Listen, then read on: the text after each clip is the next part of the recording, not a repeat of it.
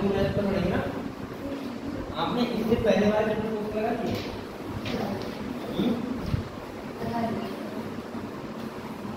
लगा लिए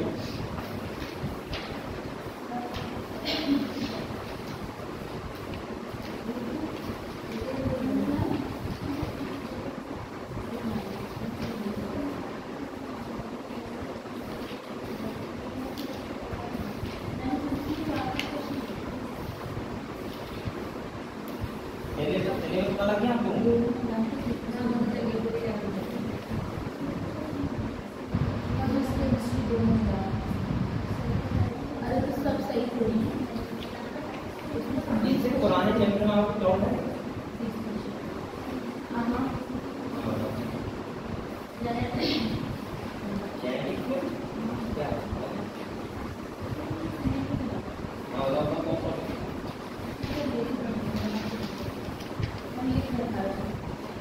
मतलब जेनेटिक्स का कौन सा टॉपिक है? मॉलिक्यूलर वाला प्रिंसिपल वाला? वो प्रिंसिपल्स वाला मॉलिक्यूलर वाला नहीं प्रिंसिपल वाले में भी है वो जो ये वगैरह है वो लिंकेज का है और वो डिसऑर्डर वाले जो है वो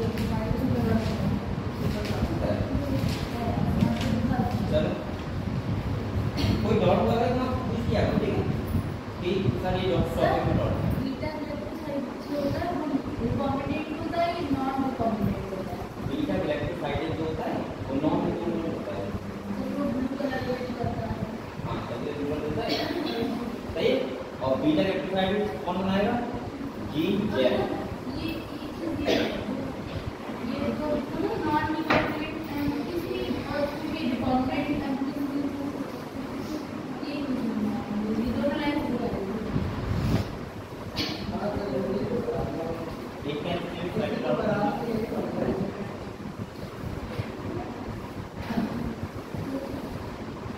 ये दोनों मैंने एक में दो बार लिखा दी। ये क्या आ रहा है देखो अगर रिकॉम्बिनेंट ये नहीं है क्या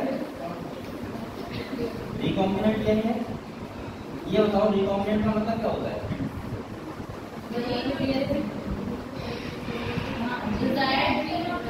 अब देखो एक बात पूछ पहले हाँ ठीक सही पहले समझो अगर प्लाज्मिड है क्या है बेटा प्लाज्मिड है प्लाज्मिड है ठीक है ये कहना चाह रहा था इधर देखो एक लगा था एम्पिसिलिन और एक लगा था टेट्रासाइक्लिन एंटीबायोटिक रेजिस्टेंस थी। यहाँ पे ये कहना चाह रहा है कि अगर मान लिया मैंने कोई डिजायर्ड जीन डाला यहाँ पे तो ये तो हट जाएगा तो मैंने एम्पिसिलिन वाले बंद जगह लगा दिया तो ये एम्पिसिलिन हट जाएगा। अब बताओ आपका जो रिकॉम्बिनेंट डीएनए नहीं हुआ अब ये कैसा डीएनए हो गया रिकॉम्बिनेंट क्योंकि यहाँ पे कौन आ गया डिजायर्ड जीन समझ गए बात आ गया एम्पिसिलिन हट गया।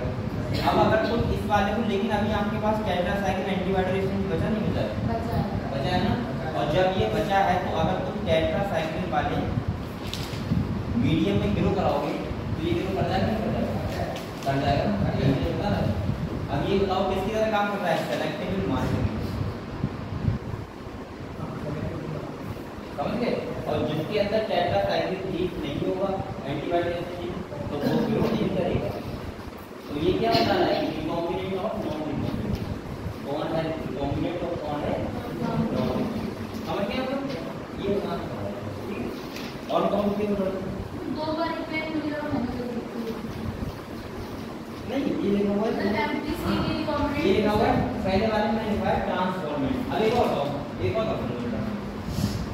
एक बच्चे ये बात समझ गए आप लोग रिकॉम्बिनेंट और रिकॉम्बिनेंट कैसे जानेंगे एक बात और एक होता है ट्रांसफॉर्मेंट और ये होता है नॉन ट्रांसफॉर्मेंट ठीक है। अब वो क्या होता है देखो अगर ये क्या है तो बैक्टीरिया है क्या है बैक्टीरिया है एक ये बैक्टीरिया है और ये बैक्टीरिया है सही है ये बैक्टीरिया है यानी कि मैं बोल सकता हूँ ये होस्ट सेल है क्या है। मैं कैसे पहचानूंगा कि कौन ट्रांसफॉर्मेंट है और कौन नॉन ट्रांसफॉर्मेंट है इसके लिए मैंने देखो आपको बताया था बेटा ये क्या बताओ मैंने कोई प्लाज्मिड डाला चला प्लाज्मिड अगर ये प्लाज्मिड इसके अंदर नहीं जा रहा है तो ये कैसा होगा? Non transform. नॉन ट्रांसफॉर्म कैसा होगा? Non transform. सही है। इसके बाद देखो अब यहाँ पे ये दोनों कैसे ट्रांसफॉर्मेंट है ना, यहाँ पे दोनों कैसे ट्रांसफॉर्मेंट है, कैसे हैं? ट्रांसफॉर्मेंट। लेकिन इसमें भी एक होगा रिकॉम्बिनेंट ट्रांसफॉर्मेंट और एक होगा नॉन रिकॉम्बिनेंट। रिकॉम्बिनेंट का मतलब है कि इसके अंदर रिकॉम्बिनेंट डीएनए है और इसके अंदर खाली प्लाज्मिड है। खाली प्लाज्मिड का मतलब वो रिकॉम्बिनेंट नहीं है, कहता है नॉन रिकॉम्बिनेंट। अब आपको अगर ट्रांसफॉर्मेंट और नॉन ट्रांसफॉर्मेंट पे करना है, सही है, तो यहाँ पे आपको बताओ आप लोग कौन से मीडियम में ग्रो कराओगे जिससे आपको ये पता लग जाए कि ये ट्रांसफॉर्मेंट है ये नॉन ट्रांसफॉर्मेंट है। एमपीसी मीडियम में कैसे कराओगे? एमपीसी मीडियम में। तो अगर जिसके अंदर जो एमपीसी में ग्रो कर जाएगा तो इसका मतलब वो क्या होगा? ट्रांसफॉर्मेंट। और जो ग्रो नहीं करेगा वो कैसा होगा? Non transformant. और अगर मैंने एक हटा दिया तो मुझे अब एक बात सुनना, यहाँ पे हम इन दोनों को पहचान करेंगे किससे? किससे? एमपीसी। क्यों? क्योंकि इनके अंदर एमपीसी है ना, इसके अंदर अभी तो है ना, है ना। फिर देखो सुन लो एक बात, ये टॉपिक अच्छा है लेकिन आपको समझ नहीं आ रहा मुझे लग रहा है।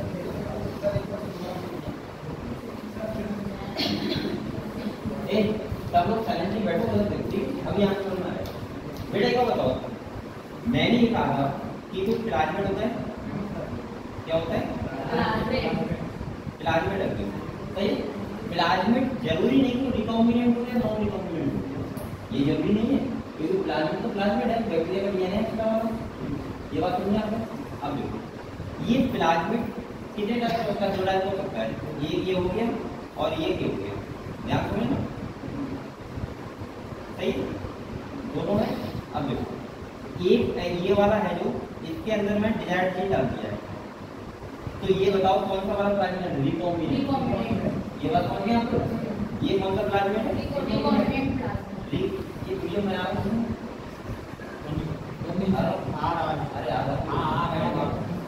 अरे बेटा ये देखो ये है रिकॉम्बिनेंट प्लाज्मिड और ये वाला कैसा प्लाज्मिड बताओ? Non recombinant. कैसा है? Non recombinant plasmid. ये बात समझ गए आपको? ए बोल कर अभी शादी में आने की बात कर रहा है।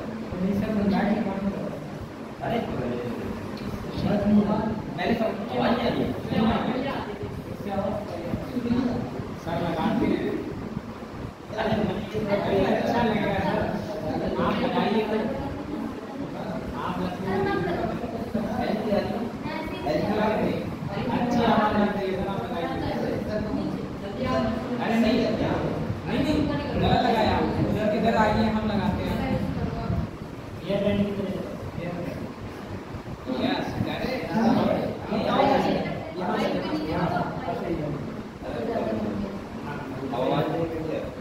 ये चालू करो बटन, आवाज खोलो। अब कैसे आ रही है? आवाज ज्यादा आ रही है? सही है। अब सही है? सही आ रही है। लाइव ब्राह्मण इतनी सही है। जब ये लगा अरे ये लगता है सर में बोझ सा लगा हुआ है, ऐसा लगता है, ये करता है ऐसे। चलो ठीक है, एक और बताओ मुझे, आवाज आ रही है? सही आ रही है? बिल्कुल क्लियर, ठीक है।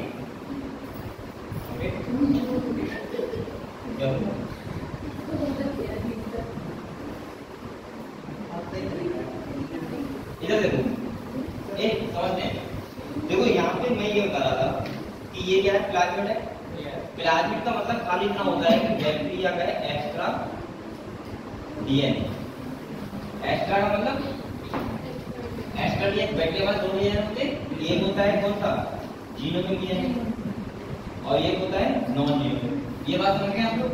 अब देखो ये जो बैक्टीरिया का एक्स्ट्रा डीएनए ये क्या है? प्लाज्मिड है। क्या है? प्लाज्मिड। एक प्लाज्मिड मैंने रिकॉम्बिनेंट बनाया, एक कैसा बनाया? रिकॉम्बिनेंट का मतलब क्या है? कि इसमें डिजायर्ड जीन है, क्या है? और एक में डिजायर्ड जीन नहीं है, इसमें नहीं है, लेकिन ये दोनों है तो प्लाज्मिड। ये बात समझ गए? अब देखो ये अब ये दोनों प्लाज्मिड के अंदर मैंने एंटीबायोटिक रेजिस्टेंस जीन डाला है। क्या डाला बेटा? एंटीबायोटिक रेसिस्टेंस जी। ये मैंने कहा था ये काम करता है सेलेक्टिव मार्कर की तरह, सही है। अब यहाँ पर समझने वाली बात ये है कि मैंने कहा था दो हम क्या लगाते हैं, एंटीबॉडी और रेजिस्टेंस जी लगाते हैं दो, सही है। एक लगाते हैं एम्पिसिलिन और एक लगाते हैं टेट्रासाइक्लिन। अब देखो इनसे हम कैसे पहचान करते हैं कि कौन सी सेल नॉन ट्रांसफॉर्मेंट है, कौन सी ट्रांसफॉर्मेंट है। ट्रांसफॉर्मेंट का मतलब होता है जिसके अंदर ये प्लाज्मिड जाएगा, सही है। और नॉन ट्रांसफॉर्मेंट का मतलब होता है जिसके अंदर ये नहीं जाएगा प्लाज्मिड। अब हम लोग देखो ध्यान समझना, अगर मैं इनको जो ये होस्ट सेल है तीनों, ठीक है, इनको अगर मैं एम्पिसिलिन मीडियम में ग्रो कराऊं, एम्पिसिलिन मीडियम में ग्रो कराऊंगा, ध्यान समझना, तो बेटा एक बार बताओ कौन सा ग्रो करेगा, एक तो ग्रो करेगा क्योंकि इसके अंदर प्लाज्मिड है और है, तो इसका मतलब ये है कि इनके अंदर एम्पिसिलिन एंटीबॉडी रेजिस्टेंस जीन है। ये बात समझे? क्या बताओ ये वाला क्या करेगा? नहीं करेगा क्योंकि ये कैसा है, नॉन ट्रांसफॉर्मेंट, इसके अंदर ये जो प्लाज्मिड है ये गया नहीं है। तो मैंने कैसे पता लगाया बताओ, एम्पिसिलिन मीडियम में ग्रो करा के, समझ गए? तभी जैसे बोलते हैं सेलेक्टिव मार्कर। ये बात समझ में आई? अब देखो दूसरी बात, अब मैं कैसे पता लगाऊंगा कि रिकॉम्बिनेंट और नॉन रिकॉम्बिनेंट, वो समझ में आता है, ठीक है। अभी तो मैंने ये पता लगाया नॉन ट्रांसफॉर्मेंट और ट्रांसफॉर्मेंट। अब देखो रिकॉम्बिनेंट ये वाला मान लिया रिकॉम्बिनेंट है, कौन सा है, और ये कौन सा है, नॉन रिकॉम्बिनेंट। इसका मतलब ये हुआ कि ट्रांसफॉर्मेंट तो है लेकिन इसके अंदर जो प्लाज्मिड है वो रिकॉम्बिनेंट पड़ा हुआ है, इसके अंदर कौन सा है, नॉन रिकॉम्बिनेंट। रिकॉम्बिनेंट का मतलब जिसके अंदर डिजायर्ड जीन है और नॉन रिकॉम्बिनेंट का मतलब जिसके अंदर डिजायर्ड जीन नहीं है। अब आपको एक बात बताओ, अगर बेटा यहाँ पे मैं डिजायर्ड जीन लगाया मैंने, तो मैंने आपको बताया था कि एक एंटीबॉडी रेजिस्टेंस हट जाएगा, समझ गए बात? अब एम्पिसिलिन हट गया, मान लिया कौन हट गया, एम्पिसिलिन। तो आप लोग बताओ इसकी जगह एम्पिसिलिन हट गया तो क्या बचेगा, टेट्रासाइक्लिन बचेगा, समझे बात को? अब मुझे कौन से मीडियम में ग्रो कराना पड़ेगा, टेट्रासाइक्लिन। ये पहचानने के लिए कौन सा रिकॉम्बिनेंट है और कौन सा, समझ गए?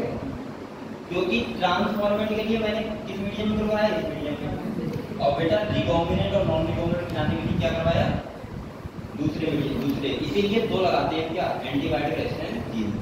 एक से पता लगाते हैं कि कौन ट्रांसफॉर्मेंट है कौन नॉन ट्रांसफॉर्मेंट है, एक से पता लगाते हैं कौन रिकॉम्बिनेंट है कौन नॉन रिकॉम्बिनेंट। बात क्लियर हुई, क्लियर हो गई? ठीक है, तो यहाँ पे ये टॉपिक था, समझ गए सब लोग?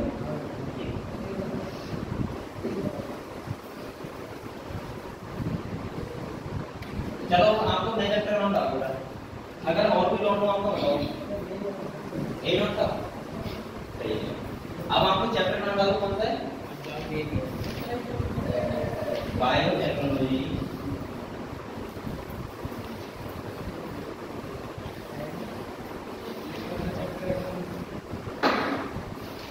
And its application. सही, सभी लोग चैप्टर नाम डालो, अगले बात करते हैं, ठीक है।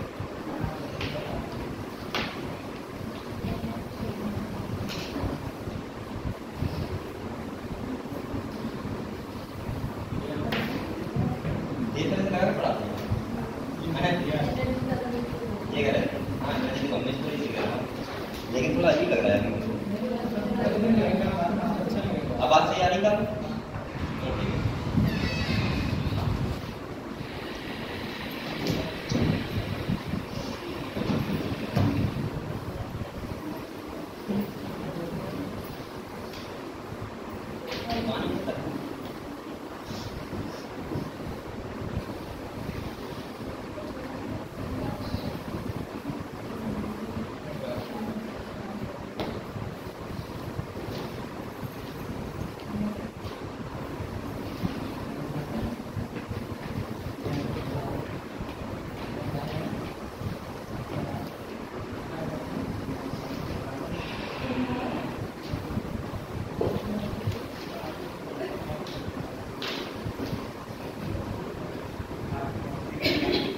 थोड़ा अजीब तो लग रहा है लेकिन सर्किट की आदत पड़ जाती है।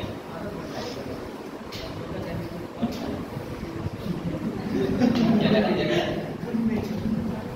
क्या कर रही है?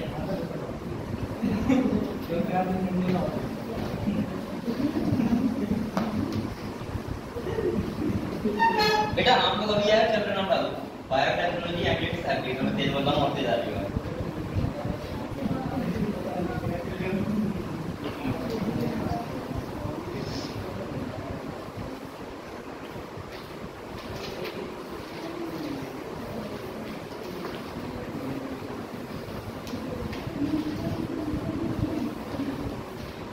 सो रहा है क्यों? क्या हुआ?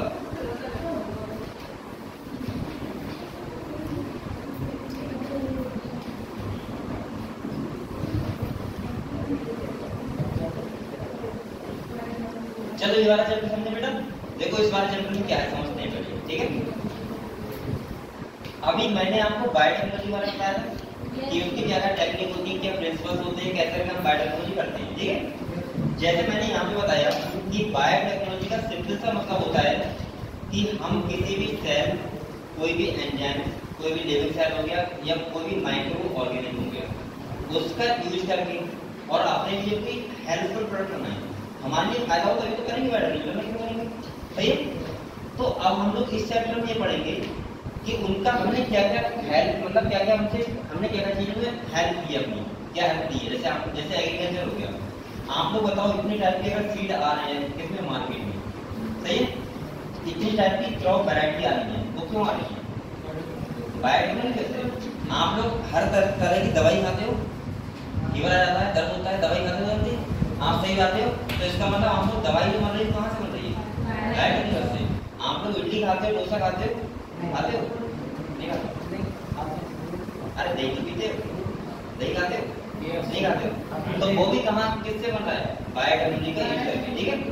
ऐसे ही आपने सुना होगा जीएम, आपने मार्केट गए तो आपने सुना होगा कि कहते हैं आलू बेचने वाला जीएम आलू है, लेकिन उससे बाद में जीएम का मतलब नहीं पता होता है क्या होता है, उसका मतलब होता है जेनेटिकली मॉडिफाइड, सही है। तो जो आपको इसके बाद आपने गोल्डन राइस का नाम सुना है, जो विटामिन ए इलिजिबल है, सही है। तो वो सब क्या है? बायोटेक्नोलॉजी। तो आप लोगों ने पहले तो ये पढ़ा कि बायोटेक्नोलॉजी हम लोग कैसे करते हैं। अब इस चैप्टर में हम लोग पढ़ेंगे कि उसका क्या क्या एप्लीकेशन है, हमने कहाँ कहाँ पे बायोटेक्नोलॉजी को यूज किया है और उससे हमने क्या क्या फायदा लिया है, समझ गए आप लोग? ठीक है, मैंने आपको बायोटेक्नोलॉजी में क्या क्या बताया। जैसे मैंने कहा देखो क्या करते हैं, रिकॉम्बिनेंट डीएनए बनाते हैं। सबसे पहले हमें क्या चाहिए होता है? कोई जीन चाहिए होता है जिस चीज की हमें जरूरत होती है। जैसा कोई मानो आपको मैंने कहा था कोई वैक्सीन बनानी है क्या, कोई दवाई बनानी है, या आपको कोई ऐसी चीज चाहिए जो आपके लिए जरूरी हो, ठीक है। आप लोग पहले देखोगे कि वो किस एनिमल में या किस ऑर्गेनिज्म में बन रही है, पहली बात ये देखोगे। सेकंड, जिस जीन से बन रही है जीन को निकालोगे, उस जीन को बैक्टीरिया के एक्स्ट्रा डीएनए में डालोगे, जिसे मैं इतने से बता रहा हूँ बार-बार क्या बोलते हैं, रिकॉम्बिनेंट डीएनए। हमने रिकॉम्बिनेंट डीएनए बना दिया, अब हम किस में ग्रो कराएंगे? बैक्टीरिया में, उसके अंदर इंजेक्ट करा देंगे और वो ग्रो करेगा और वही तो उससे हम क्या करेंगे, वो प्रोडक्ट को ले लेंगे, ठीक है। ये मुझे जैसे हम लोग इस चैप्टर में पढ़ेंगे बीटी कॉटन के बारे में, आपने नाम सुना है उसका? BT cotton. अगर बीटी कॉटन को कोई इंसेक्ट खाएगा तो वो इंसेक्ट अपने आप मर जाता है। अगर सोचो ये गन्ने में, गेहूं में, धान में होने लगे तो कितना फायदा होगा, किसानों को गोंद लगाना पड़ेगा क्या, जहर वगैरह कीटनाशक लगाना पड़ेगा, तो इसका एक अपना फायदा है नहीं। तो वहां पे क्या हुआ कि ऐसा हमने जीन खोला जो जीन को प्रोटीन आता है जिससे इंसेक्ट क्या हो जाते हैं, मर जाते हैं, क्या हो जाते हैं, मर जाते हैं। तो ऐसे हमने बीटी कॉटन के बारे में आगे पढ़ेंगे, तो इस चैप्टर के बारे में यही सब पढ़ेंगे, ठीक है। समझ गए आपको कैसे पढ़ना है, ठीक है। तो आप लोगों ने चैप्टर का नाम डाल दिया बेटा, तो इसमें फर्स्ट पॉइंट देखो,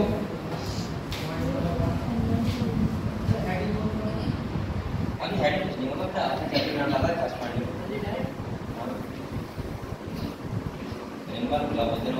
क्या बात है। देखो बेटा, देखो बायोटेक्नोलॉजी,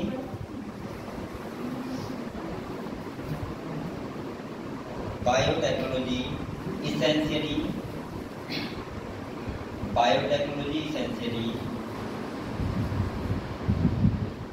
deals with बता देना, आवाज बढ़ा दूंगा, अब तो मेरे पास साधन है, ठीक है। deals with industrial scale,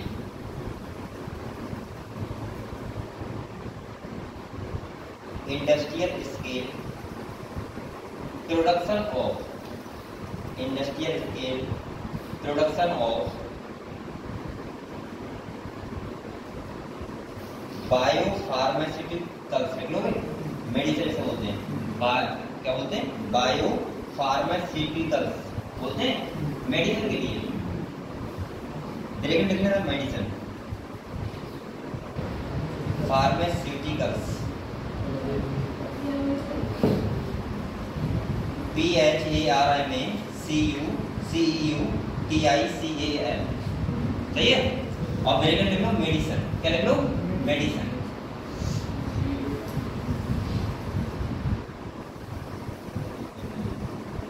देख लिया।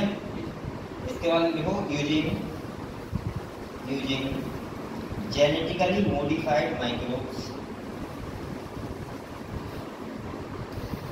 genetically modified microbes, fungi, plants and animals.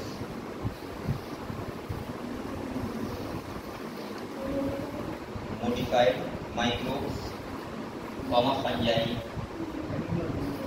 clear? Fungi, plants and animals. देखो, जो बायोटेक्नोलॉजी होता है उसका मेन रोल होता है इंडस्ट्रियल लेवल पे। किसको होता है? इंडस्ट्रियल लेवल पे, ठीक है। आप लोग ये सुनना कि घर में बहुत ज्यादा बायोटेक्नोलॉजी यूज करते हो, आप घर में क्या बनाते हो बताओ? दही बना लेते हो। अब वो भी तुम बायोटेक्नोलॉजी कर रहे हो, अपने आप से आ जाते हैं कौन, बैक्टीरिया, और वो काम कर देते हैं अपना। अगर वो ना है तो बुला के ना लाओगे भी, हाथ पकड़ के आ जाते, सही है। तो कहीं ना कहीं वो अपने आप हो रहा है, लेकिन मेन इसका रोल होता है वो होता है इंडस्ट्रियल लेवल पे, ठीक है। जैसे जितना भी हम लोग एल्कोहल बना रहे हैं, एल्कोहल बनता है उसमें भी होता है, जितने भी दही दूध जितने हर दही बन रहा है, जितना भी कुछ बन रहा है घर में, सब में क्या हो रही है, बायोटेक्नोलॉजी यूज हो रही है, ठीक है। तो इसका नेक्स्ट पॉइंट लिखना बेटा, द एप्लीकेशन ऑफ बायोटेक्नोलॉजी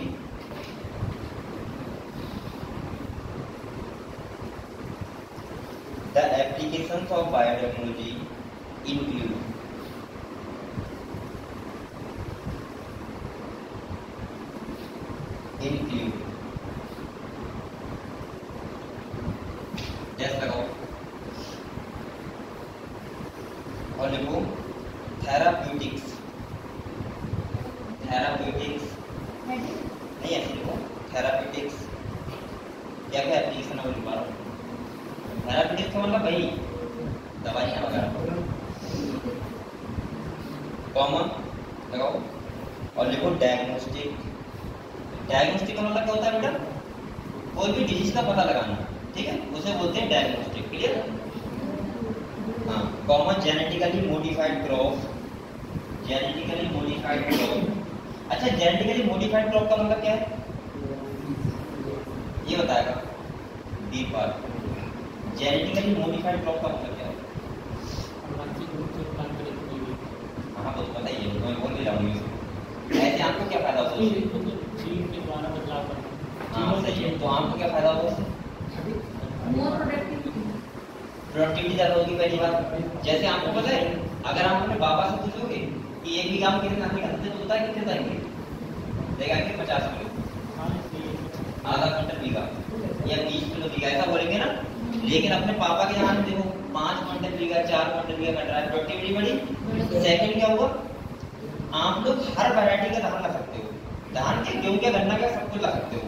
आपको पता है, आपके फादर को पता होगा कि जमीन जो होती है वो अलग अलग टाइप की होती है। कहीं की मिट्टी अलग टाइप की होती है, कहीं की मिट्टी का क्या होती है, अलग टाइप की होती है। तो जो अलग अलग टाइप की मिट्टी होती है तो वो अलग अलग टाइप की फसल चाहती है कि इसमें कौन सा होता है, सरबती लगेगा, इस बारे में कौन सा लगेगा, बांस लगेगी, पसंद। चलो ठीक है, अब आपको ये बताओ इतने टाइप की धान की वैरायटी है, वो वैरायटी है, तो हमारे फादर किसी भी जमीन में धान कर सकते हैं। कोई धान ऐसा होता है ज्यादा पानी में सर्वाइव करता है, कोई धान ऐसा होता है कम पानी में सर्वाइव करता है। तो ये किससे संभव हुआ? बायोटेक्नोलॉजी से। समझ गए आप लोग? इसके बाद देखो कॉमन आ गया, जेनेटिकली मॉडिफाइड क्रॉप लिया, कॉमन लगाओ और देखो प्रोसेस्ड फूड।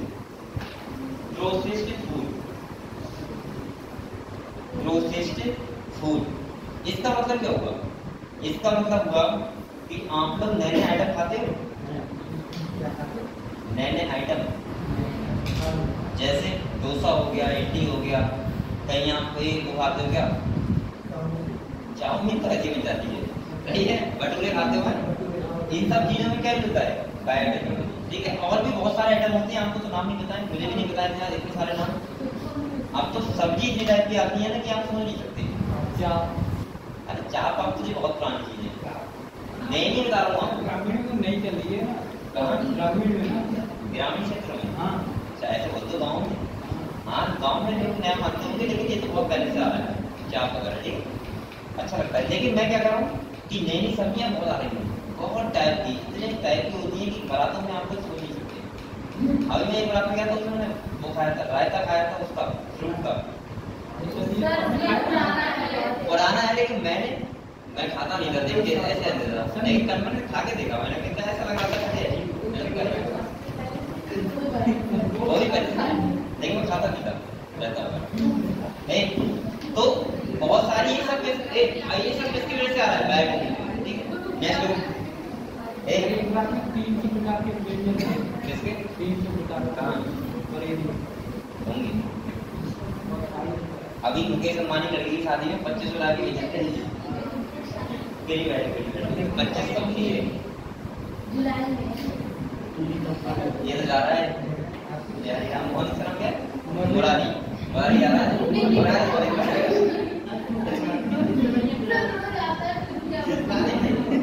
तो नाम तो एक ही थी, मुरलीधर का तो मुरारी का तो बात तो कृष्ण के नाम ही है।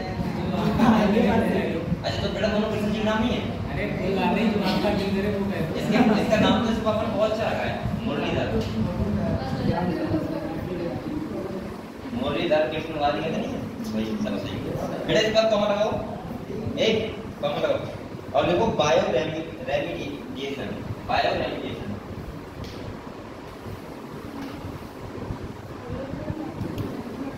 कॉमा लगा, bio remediation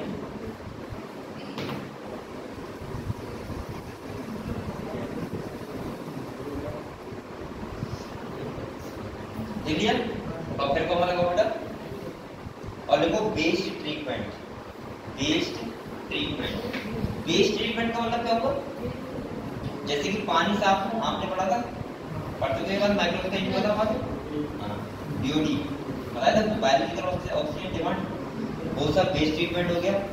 and energy production, यानी कि पेट्रोल वगैरह बनना है, जितनी भी एनर्जी के साथ आने हैं वो सब किससे बनना है, बायोटेक्नोलॉजी के यूज से। इसका मतलब ये कुछ समझ रहे हो कि दुनिया में बायोटेक्नोलॉजी का बहुत ज्यादा यूज हो रहा है, सही है, और बहुत हद तक हो रहा है।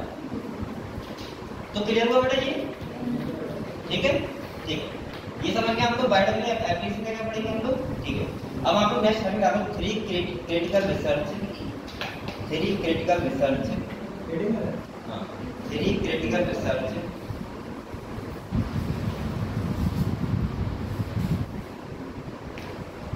critical research area of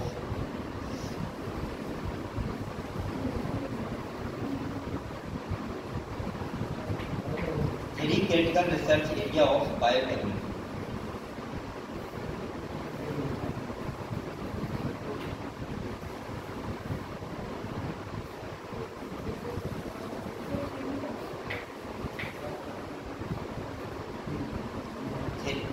critical research area of biotechnology, biotechnology के 3 क्रिटिकल एरिया क्या क्या है रिसर्च के, वो हम समझते हैं। ठीक है, नंबर 1 लिखो, देखो providing the best catalyst, providing the best catalyst. अच्छा कैटालिस्ट क्या होता है,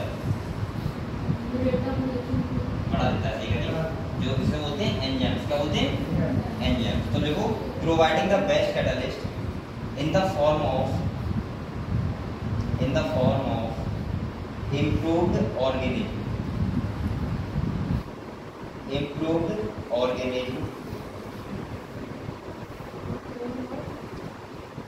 in क्या लिखा, in the form of improved organism,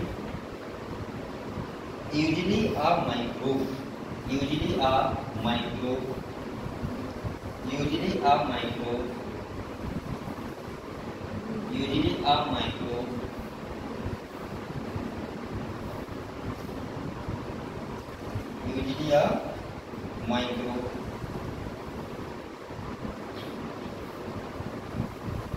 और एंजाइम्स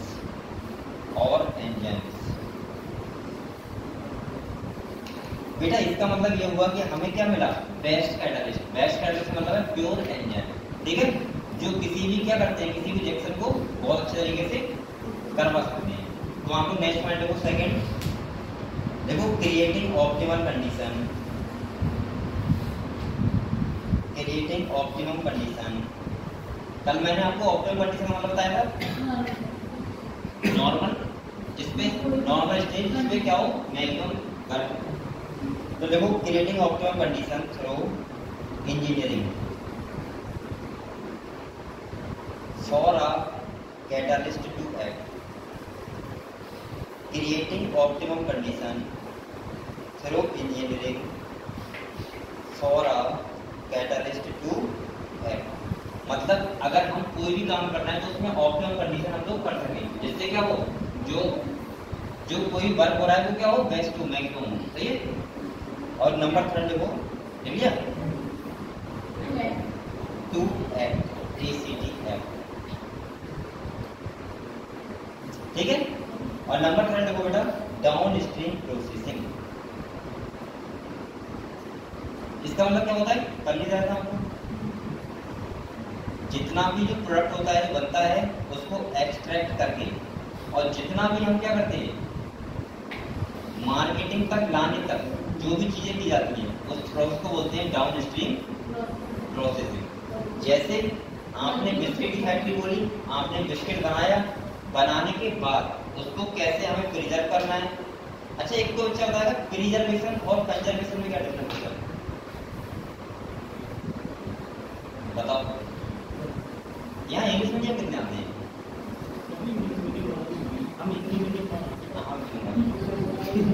अरे और हिंदी मीडियम कितने हैं,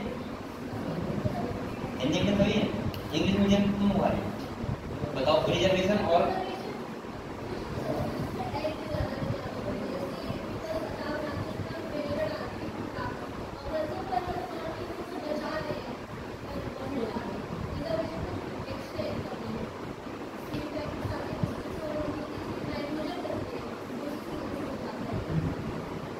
मैं बोल दूंगा प्रिजर्वेशन।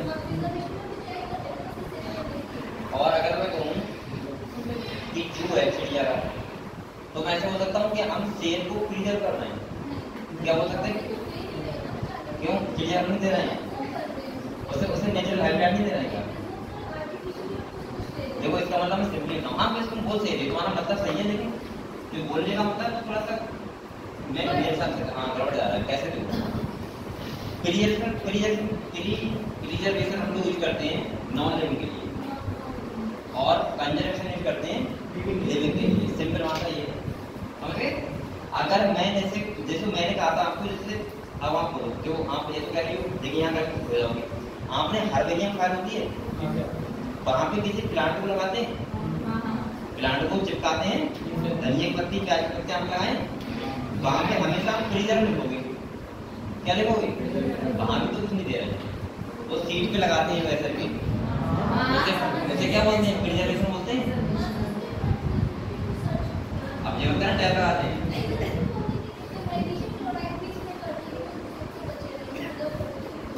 हाँ चलो ऐसे बोल सकते हो, लेकिन मैं ऐसे बोलूँगा नॉन लिविंग के लिए प्रिजर्वेशन और लिविंग के लिए कंजर्वेशन, ठीक है, ठीक है। तो यहाँ पे हम क्या बोल रहे थे, हाँ डाउन स्ट्रीम प्रोसेसिंग का मतलब मैं ये बता रहा था कि आपने बिस्किट है, बिस्किट उसको प्रिजर्व किया, कैसे करना है, ठीक है। इसके बाद उसको कैसे पैकेट में रखना है, कैसे उसको हम लोग क्या करना है बेटा, कैसे उसको मार्केटिंग करनी है उसकी, कैसे हमें उसका ऐड करना है, वो सब चीजें किसमें आती हैं, डाउन स्ट्रीम प्रोसेसिंग। समझ गए आप लोग। तो ये भी हमें क्या है, बायोटेक्नोलॉजी के अंदर करते हैं हम लोग। तो लिखना बेटा, डाउन स्ट्रीम प्रोसेसिंग टेक्नोलॉजी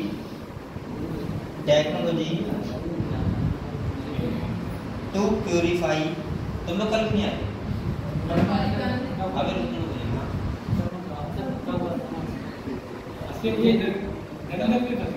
अगर काम करवा रहे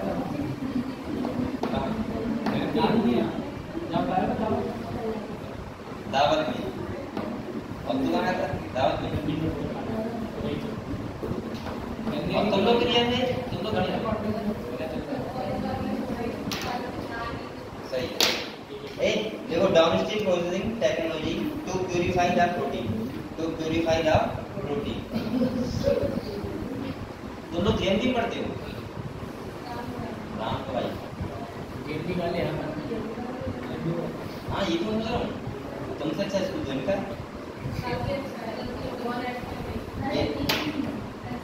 हमारे में अच्छे जाओगे तो लुट जाओगे सर। तुम सब लोग राम को पढ़ते हो हैं? तुम्हारा कौन सा बेसी है? देसी फर्स्ट ईयर सेकंड ईयर?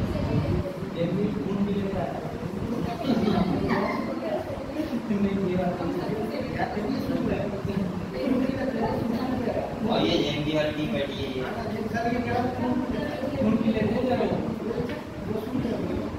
क्या जी? जेएमपी वाले कौन भी लेते हैं? इसका भी लिया था नहीं तो कैसे हो गई है? आरती का तो एक इंच नहीं पी सकते, आरती उनका भी लेगी। चलो बेटा, तो आप लोग डाउनस्ट्रीम प्रोसेसिंग समझ गए? ठीक है, नेक्स्ट आपको हेड डालो। अब हम लोग पढ़ते हैं करके, ठीक है, एप्लीकेशन। तो पहला हेड डालो बायोटेक्नोलॉजी एप्लीकेशन इन एग्रीकल्चर। कैसे पढ़ते हैं बेटा? एग्रीकल्चर। आप लोग क्वेश्चन लगाते रहना, नीट का पेपर आ गया, ठीक है, ज्यादा दिन नहीं बचे और शादी वादी के ऊपर बायोटेक्नोलॉजी एप्लीकेशन इन एग्रीकल्चर, ठीक है। हम लोग समझते हैं एग्रीकल्चर में क्या क्या यूज है, किसका? बायोटेक्नोलॉजी का। बायोटेक्नोलॉजी एप्लीकेशंस इन एग्रीकल्चर किसमें पढ़ेंगे बेटा? एग्रीकल्चर। देखो एक बात सुन लो पहले, मेरी बात सुन लो। मेरा मतलब एग्रीकल्चर से क्या है? जैसे मैंने आपसे कहा था कि पहले जो फसल होती थी, क्या होती थी? फसल होती थी। अगर आप बाबा के जमाने की बात करोगे तो ऐसा बोलते हैं कि उस टाइम जो फसल होती थी वो ऐसे करती थी 20 किलो बीघा, 30 किलो बीघा, 40 किलो बीघा, और कभी कभी फसल होती नहीं थी, बीमारी लगी सब खत्म। समझ गए आप लोग? इसके बाद जो साइंटिस्ट आए या कोई भी आया, उन्होंने क्या बनाया? इंसेक्टिसाइड बनाया। क्या बनाया? इंसेक्टिसाइड बनाया, पेस्टिसाइड बनाया, जिससे क्या हुआ कि हम जहर लगाने लगे खेतों में, ठीक है। या मैं बोल सकता हूँ एग्रोकेमिकल बेस्ड एग्रीकल्चर करने लगे, ठीक है। जिससे क्या हुआ? उसकी प्रोडक्टिविटी बहुत बढ़ गई। अच्छा, हमें ये लगाने की जरूरत क्यों पड़ी? क्योंकि बेटा जनसंख्या बहुत बढ़ रही है, उसके साथ साथ अगर आप ये सब नहीं करोगे तो हम कैसे खा पाओगे? पूर्ति नहीं कर पाओगे। समझ बात? तो हमें किसकी जरूरत थी? प्रोडक्टिविटी बढ़ाने की। कि अगर आपके पास 10 बीघा जमीन है तो उसमें अगर आप घर में 4 लोग हो तो 4 लोग आराम से खा पी सको और बढ़िया करके रह सको। अब आपका गन्ना अगर 1 क्विंटल बीघा कटेगा तो क्या फायदा निकलेगा? बताओ, क्यों लगाओगे? बताओ। बीज में निकलेगा, बीज में निकलेगा, बीज नहीं निकलेगा, बीज नहीं निकलेगा। अरे पानी नहीं निकलेगा तो लगाएंगे डीजल का। हाँ, अरे तो मुझे पता है, मैं क्या बता रही हूँ। या तो प्रोडक्टिविटी का मतलब है कि हमें प्रोडक्टिविटी बढ़ाने की जरूरत थी। किसके साथ साथ? देखो पहले क्या थे? 2 काम थे। अरे पहले क्या थे? 2 काम थे, जमीन थी बहुत, प्रोडक्टिविटी बढ़ाने की जरूरत नहीं थी। लेकिन जैसे जैसे जमीन कम होती जा रही, लोग क्या हो रहे हैं? बढ़ते जा रहे हैं। तो अगर प्रोडक्टिविटी नहीं बढ़ेगी तो हम लोग सही से नहीं खा पी पाएंगे और ना ही रह पाएंगे। तो इसका मतलब हमने क्या स्टार्ट किया? Agrochemical based agriculture. सही है, लेकिन इससे भी काम नहीं चल रहा है। अब बीमारियां बहुत बढ़ रही हैं। आपको पता है पहले ज्यादा कितनी सारी बीमारियां हो गई? अब ऐसा हो गया बेटा, तभी मैं कह रहा हूँ डॉक्टर बन जाओ आपको। अगर आपको डॉक्टर नहीं बने तो आने वाली पीढ़ी में लग रहा है कि हर फैमिली में अगर एक डॉक्टर नहीं है तो फैमिली सर्वाइव नहीं कर पाएगी। क्योंकि जितने ज्यादा नंबर ऑफ पॉपुलेशन बढ़ रही है उतनी ही ज्यादा नंबर ऑफ डिजीज भी बढ़ रही है। आपको बताएं कि हर परिवार में, हर घर में ऐसा कोई, मतलब हर घर में 1% 100% होता है इसकी पूरी साल दवाई चलती रहती है। मतलब 1% की, जैसे पहले पापा की चल रही तो फिर मम्मी चल रही, मम्मी सही हुई तो सिस्टर बीमार हो गई, सिस्टर सही हुई तो भाई बीमार हो गया, भाई सही हुआ तो हम बीमार हो गए, हम सही हुए तो पूरा घर बीमार हो गया। मतलब मैं अपनी बात नहीं कर रहा हूँ, मैं क्या कर रहा हूँ, शायरी तो क्या होता है। तो कहीं ना कहीं मैं ये कह रहा हूँ कि वो इस चक्कर चलता रहता है। और मैं नॉर्मली बोल रहा हूँ कि आप लोग तो आपकी फैमिली सबकी है, मुझे लग रहा है कि एक आदमी की दवाई चल रही होगी, चल रही है। अगर बताओ तो ऐसा कर रहा है इसको नहीं जरूरी हो जरा कर चल तो ऐसा मतलब चलने लगेगी शाम को कितना जाएगा।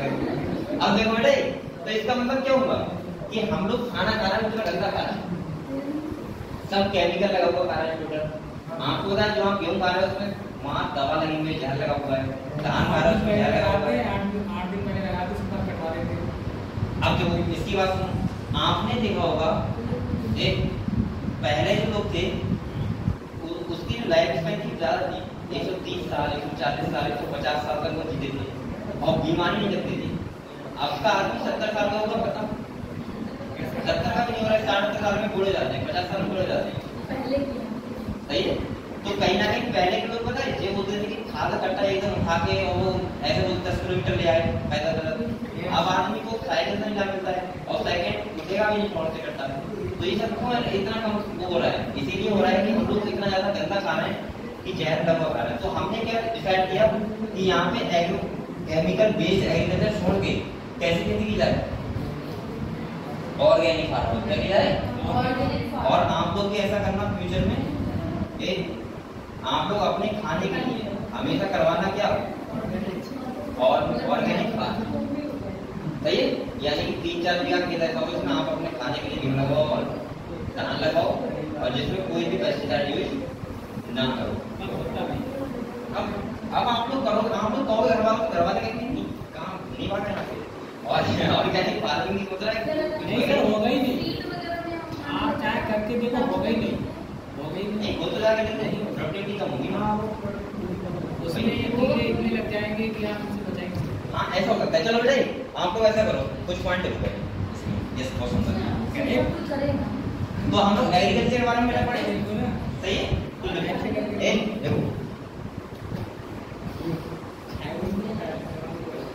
देखो 3 options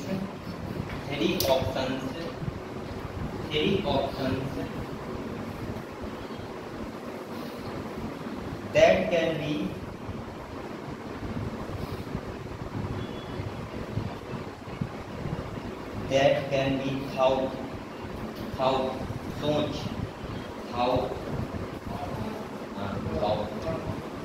for increasing food production are number 1 देखो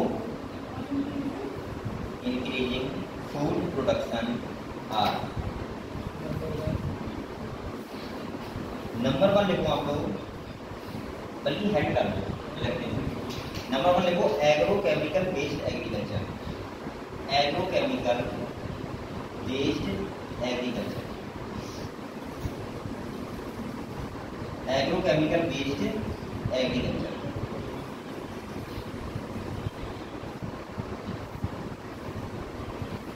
एग्रो केमिकल बेस्ड एग्रीकल्चर इधर आओ बेटा, जब तुम जाने लगाया कल बहुत अच्छा हुआ था, मैंने फोन नहीं लगा दिया था 4 बजे 9 तक लगा पहुंचा। देखो एक आपने हेड डाल दिया बेटा एग्रो केमिकल बेस्ड एग्रीकल्चर, इसको डेट लगाओ।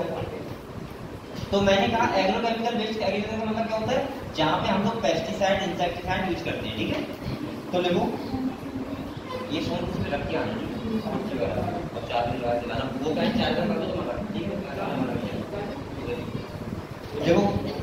देखो देखो it includes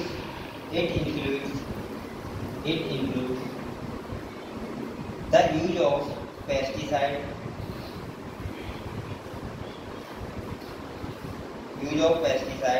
comma insecticide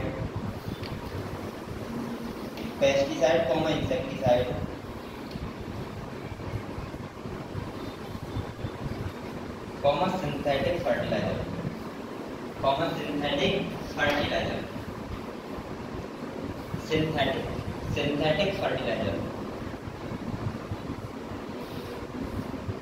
ETC synthetic बनाया हुआ फर्टिलाइजर। समझ गए?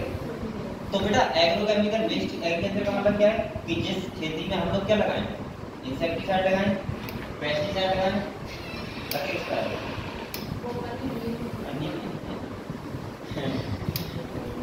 इंसेक्टिसाइड, पेस्टिसाइड और हम लोग सिंथेटिक फर्टिलाइजर यूज करें उसे क्या बोलते हैं?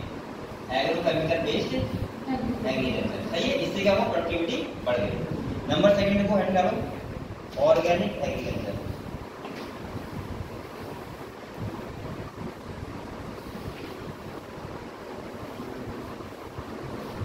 ऑर्गेनिक एग्रीकल्चर, बेटा ऑर्गेनिक एग्रीकल्चर का मतलब होता है कि हम लोग कोई जहर ना लगाएं। जैसे भूरा हो गया, भूरा जानते हो, मैनुअल से होते हैं, आदमी का अपना हुआ होता है भूरा, हाँ जानते हो, तो वो सब यूज करके। ठीक है, तो लिखो यहाँ पे, देखो chemical pesticide, chemical pesticide, chemical pesticide लिखो, chemical pesticide and fertilizer, and fertilizer, and fertilizer are not used, are not used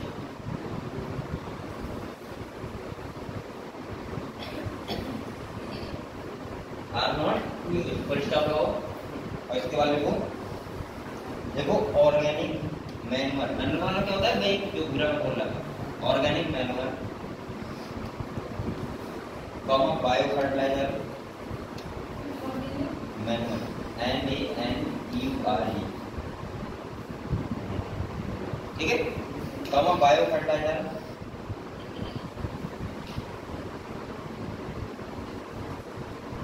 comma bio pesticides, comma bio pesticide, comma bio pesticide and bio control agent, and bio control agent are use. जैसे आपने देखा है, पता है गांव में क्या बनाते हैं, जैसे अगर मान लिया बायो कंट्रोल कर लिखो, bio control agent are use.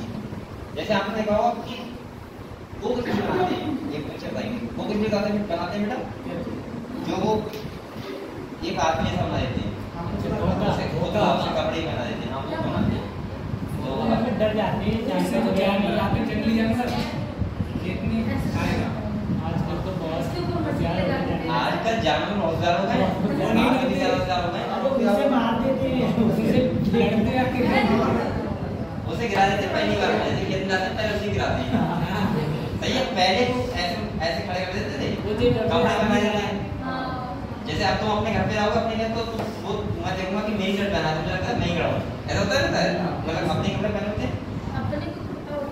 सुनो सुनो, अब क्या होता है, मैं आपको बहुत अच्छा ही बता रहा हूँ क्या होता है। आपने ये सुना है कि जिस गाँव में बंदर ज्यादा होते हैं, आपके गाँव में बंदर रहता है, बंदर है, तो आपके खेतों को बहुत नुकसान करते होंगे बंदर, मेरे खेत का नुकसान बहुत करते हैं। हमारे जैसे हमारे गाँव में बंदर है तो गन्ना खा जाते हैं, गन्ना कल्ला होता है, हम लोग गन्ने कल्ला होता है वो पूरा हटा देते हैं। अब क्या हुआ, लोगों ने बोला कि भाई लंगूरी बंदर लेके आओ, और लंगूरी बंदर को लेके वो वाला बंदर भाग जाएगा। सही है, अब हमारे गांव के पास एक गांव है, तो उन लोगों ने पूरे गांव चंदा किया, जितने रुपए पड़े, और वो लंगूरी बंदर लेके आए। पहले दिन लंगूरी बंदर छोड़ा, वो भाग गया बंदर, दूसरे दिन छोड़ा वो भाग गए, तीसरे दिन देखा तो वो दोस्त बन गए। अब तो बंदर लंगूरी बंदर जा रहा है, अगले अगले वो जा रहा है पीछे पीछे उसके। सही है, और थोड़ी देर बाद क्या हुआ कि लंगूरी बंदर भागने लगा उनसे, भाई जो आप क्या करो, जैसे उसने छोड़ा कि भाग के उन्हें भाग के आओ, तो भाग नहीं रहा है उसके साथ, मतलब वो घूम रहा है, तो ये क्या हो गया, दोस्ती हो गई। तो कहीं ना कहीं अब जो एनिमल्स हैं वो बहुत होशियार हैं और बहुत उन्हें अकल भी है, और मुझे लग रहा है शहरों में होगी तो उसकी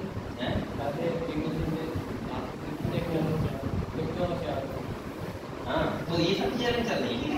अब ये सब चीजें सब बंद हो गई, अब सब लोग दोस्ती कर लेते हैं बंदर बहुत आराम से, ठीक है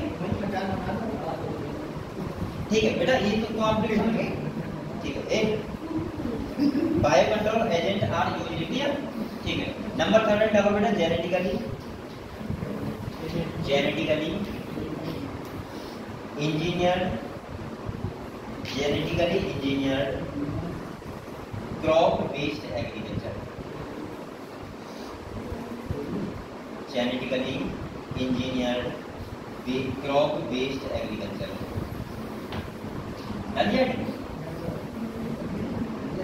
अब यहाँ पे क्या है भाई, रिकॉम्बिनेंट डीएनए टेक्नोलॉजी, ठीक है। तो आप कैसे आगे लिखो यूजेज या यूजेज, देखो कैसे आगे लिखो usage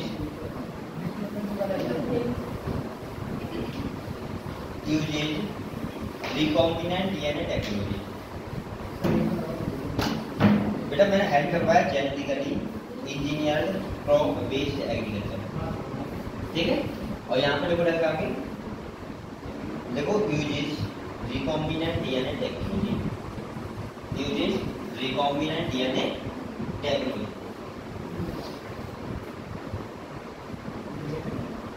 usage recombinant DNA technology. यानी कि ऐसी फसल जिसमें हम क्या करें, ऐसी फसल बनाएं कि उसे कोई भी इंसेक्ट भी ना खाए और उसकी प्रोडक्टिविटी क्या हो, बहुत ज्यादा हो। और सेकेंड हम बोल सकते हैं कि उसका जो उसके अंदर जो स्ट्रेस को झेलने की क्षमता हो बहुत ज्यादा हो। जैसे पानी ज्यादा भर गया तब भी वो सर्वाइव कर जाए, तब इसके बाद हम बोले कि अगर सूखा पड़ जाए तब भी उसका क्या करता है, सर्वाइव कर जाए। तो ऐसी फसल क्या बोलते हैं, जेनेटिकली मॉडिफाइड क्रॉप, ठीक है। तो आपको हेल्थ डालने समझ गए आप लोग कि हम किस तरीके से अपनी जो प्रोडक्टिविटी है उसको हम बढ़ा सकते हैं और कैसे करके हमने उत्पादन है फसल का बढ़ाया है। अब हम लोग ये सब में किस क्या यूज कर रहा है, बायोटेक्नोलॉजी, ठीक है। नेक्स्ट हम लोग हेल्थ डालो ग्रीन रेवोल्यूशन, हरित क्रांति बोलते हैं हिंदी में, ठीक है। ग्रीन रेवोल्यूशन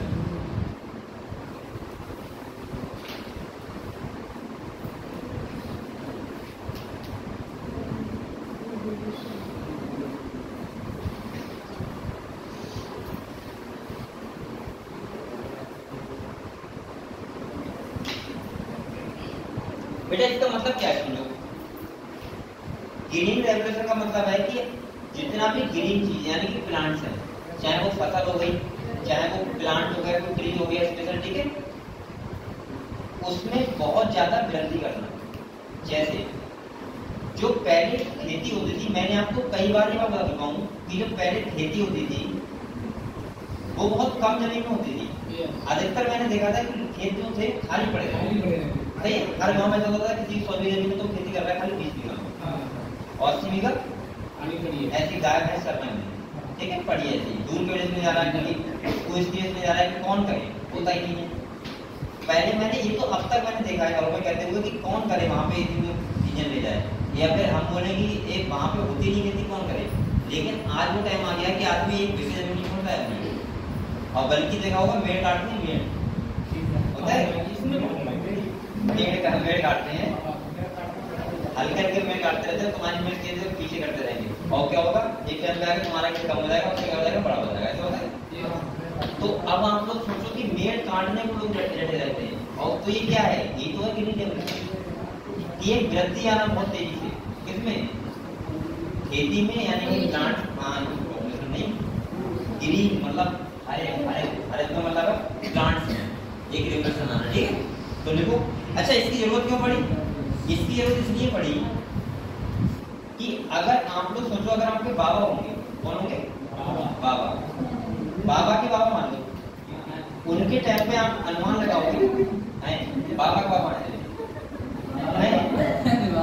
बाबा के बाबा नहीं, अगर बाबा के बाबा तो होंगे नहीं, तो बाबा के बाबा नहीं है, हमारे बाबा हैं, बाबा के बाबा हैं,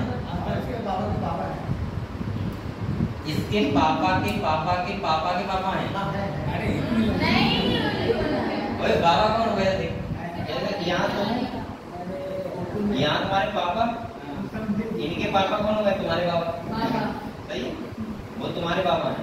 अब मैं कह रहा हूँ बाबा के बाबा, इनके पापा और फिर इनके पापा, ये ये मिलता है क्या, अच्छा मुझे लग रहा है 90% लोगों को नाम से नहीं पता होगा अपने बाबा का बाबा, नहीं है, मुझे पता है, किसे से पता है, मुझे पता है, बाबा का बाबा का नाम पता है,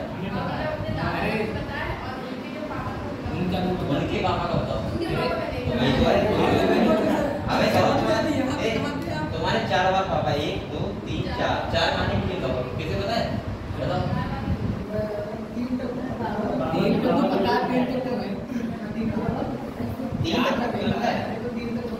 तेरे पापा का नाम क्या है? पापा का नाम पता है? पापा का नाम देखो, उनके पापा का नाम उनके पापा का नाम और उनके अरे इसे तो क्या इसे तो 1920 तक के बारे में बताएं। हमें खाली अपने बाबा का नाम पता है, उनके पापा का नाम नहीं पता है क्या था। हमारे पापा के पापा का नाम पता है। चलो हो सकता है आपने आपको पापा ने बताया होगा कभी। पता है आपने कहानी सुनाते हो सुना होगा। चलो ठीक है कोई बात नहीं। पता है किसमें जगह था जो फाटू निकलवाते हैं बाबा की। अब मैं समझा क्या रहा हूँ, सुनिए बेटा। अगर आपके बाबा हैं यहाँ पे, कहाँ पे? यहाँ पे।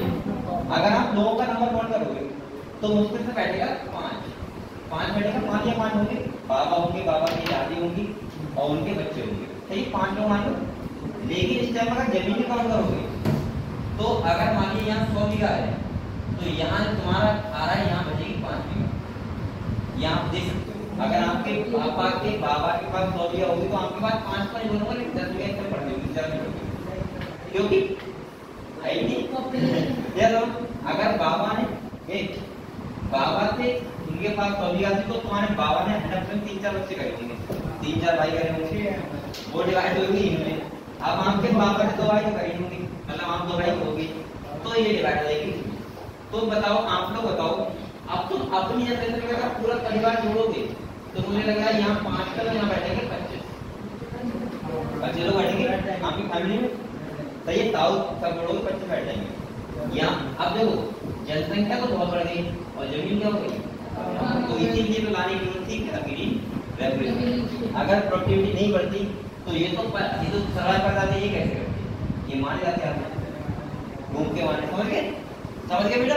तो यही रीजन था कि यहाँ पे ग्रीन रेवोल्यूशन लाना बहुत जरूरी था। तो देखो फर्स्ट पॉइंट देखो, इट इज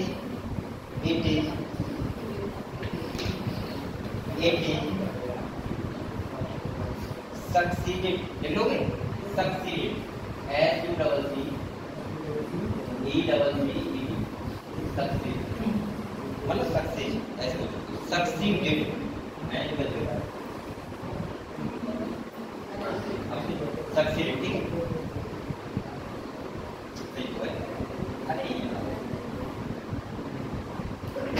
अरे सही है, सक्सीड लिखो, सक्सीड लिख लिया, सक्सीड। अरे पहले से लिखा था। अरे sir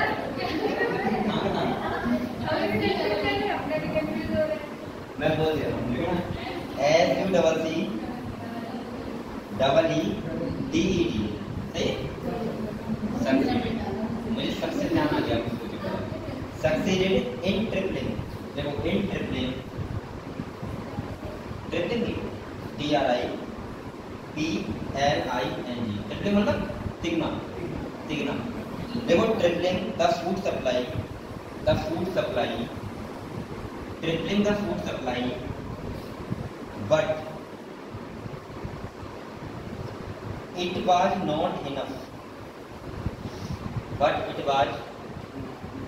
not enough to feed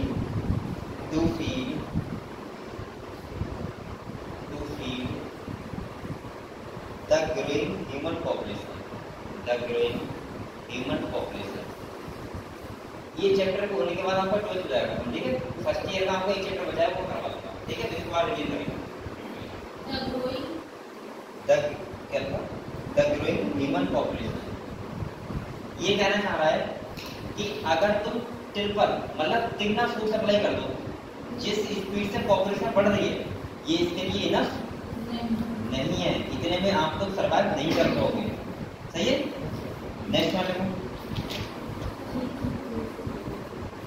देखो, इंक्रीज यील्ड,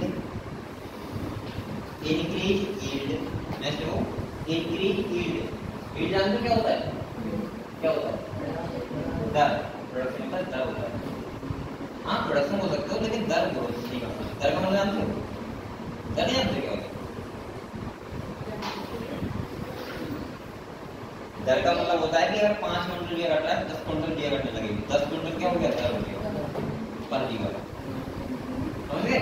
तो देखो increase yield have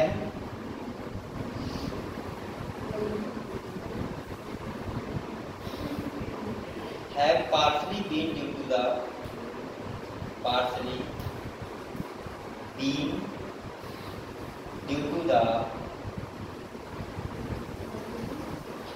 partially bean due to the use of bean double E N bean इसका मीनिंग क्या होता है आपको लिखा होगा पढ़ा partially bean due to the use of improved crop variety अरे मैं मतलब बोला था बात करो due to the use of improved crop variety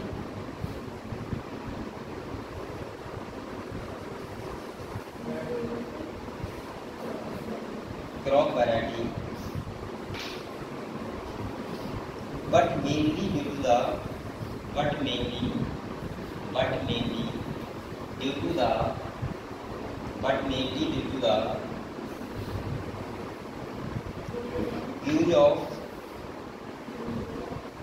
use of better management practice better बढ़िया better management practice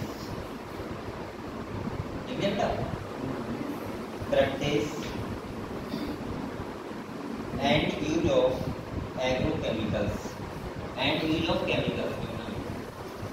of chemicals